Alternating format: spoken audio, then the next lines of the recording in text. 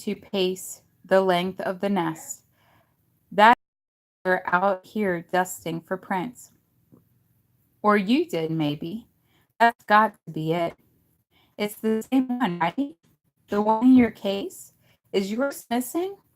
I don't know. It must be. Go and check, I say. Yeah, okay. You come with me. That's when we hear the footsteps, running steps. Turn your light on. Turn your light out, Tobin whispers. Turn it off. Hurry up. While I fumble with the switch, he grabs my arm and pulls me low, hard, fast, a large body smashing through leafy branches. Tobin's breathing is heavy, and his face is close to mine. His breath smells like Mrs. Dickerson's hot buttered corn. My heart is beating so loud, I'm sure he can hear it banging against my chest.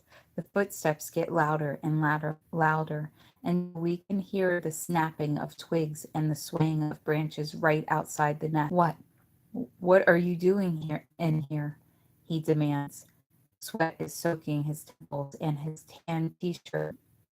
Where? My hands are shaking while I fumble to turn my flashlight back on. I shine it in his direction, and then he does drop the eggs while he tries to cover his face with his arms, like we're grizzly bears lying in wait, ready to eat him for dinner of Irish Spring in a long time. His reddish brown hair is scraggly, with a matching beard hanging down to his chest, all tied up in knots. He's wearing jumper. I can't. That's in his throat. He made that day at the store when the boys came in to hassle him. He slowly lowers the flashlight to his side. What did you say? He asked.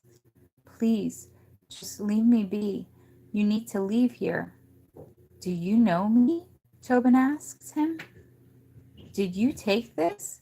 He holds out the picture because this is mine. Did you steal this from me? Let's go. I grab Tobin's arm. Housing.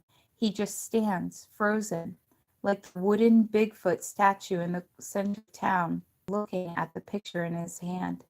He told us to go. Let's just go, I say.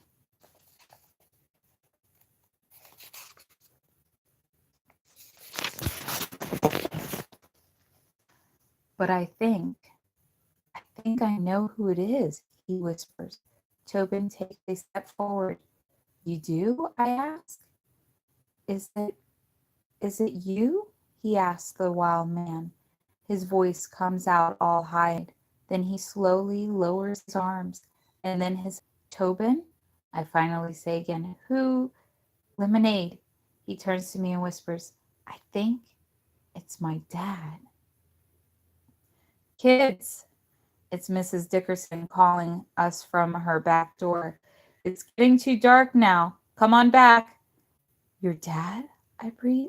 Tobin nods, his eyes glued on the man. What are you doing out here? Tobin asks him. Son, the man says, swallowing hard, I can't believe it. You're standing right here, right in front of me.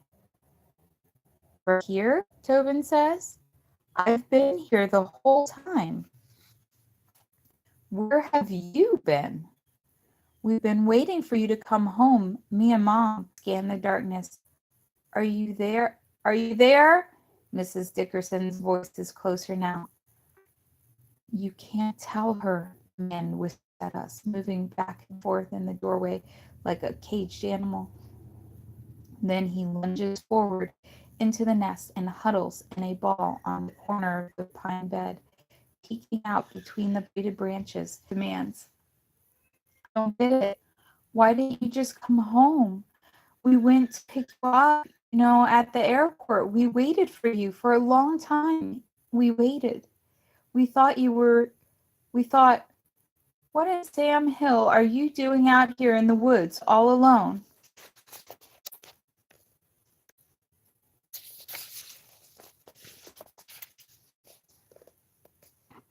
I don't, Tobin says flat, and calls from the yard somewhere near the tree line. Tobin hesitates and then shouts, Call Charlie back. We need him to come right away. And tell him to see if my mom's home from the hospital yet. Why did you do that? The man asked, tears starting to make muddy rim starts. Well, we're not leaving you out here all alone, Tobin says. The man wipes at his eyes. Charlie is on his way, Mrs. Dickerson's voice announced a minute later. Is everything all right? Chapter 46, Reunited.